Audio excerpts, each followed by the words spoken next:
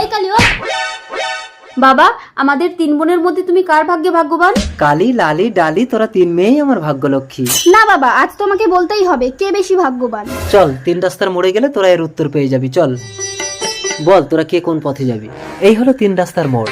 এই পথে গেলে প্রচুর টাকা পাবি, তোদের সারা জীবনের অভাব মিটে যাবে। এই পথে গেলে একটা পরশ পাথর পাবি, যাকে সহজ সরল মনে স্পর্শ করে যা চাইবি তাই পাবি। আর এই পথে গেলে একটা অন্ধকে পাবি, যে আগে ওই টাকা আর পাথরের মালিক ছিল, এখন সবকিছু হারিয়েছে ভিখারি। বাবা, আমি এই পথে যাব, অনেক টাকা পেলে আমার সারা জীবনের চাহিদা মিটে যাবে।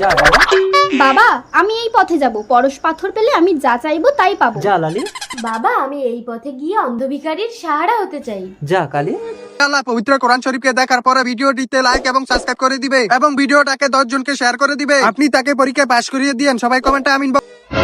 টাকার ব্যাগ, এত টাকা, আমি যাই। এই দাঁড়াও, এই টাকা এখন সরকারের আন্ডারে। এই টাকা চুরি করার অপরাধে আমি তোমাকে অ্যারেস্ট করলাম।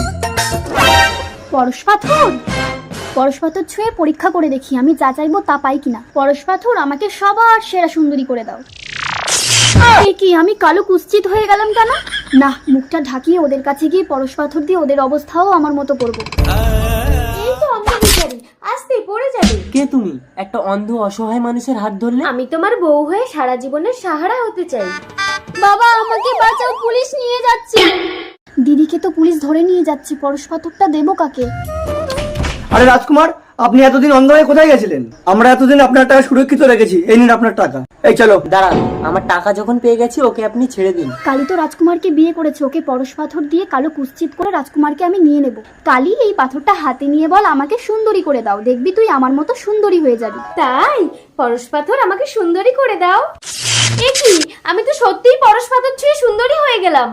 এটা কি করে সম্ভব? তাহলে আমার উল্টো হলো কেন? এই পরশ পাথর আমার, মন সহজ সরল না হলে উল্টো কাজ হবে। পরশ পাথর, আমাকে দৃষ্টি দাও, আমি সব দেখতে পাচ্ছি। রাজকুমার, আমি তোমার বউ।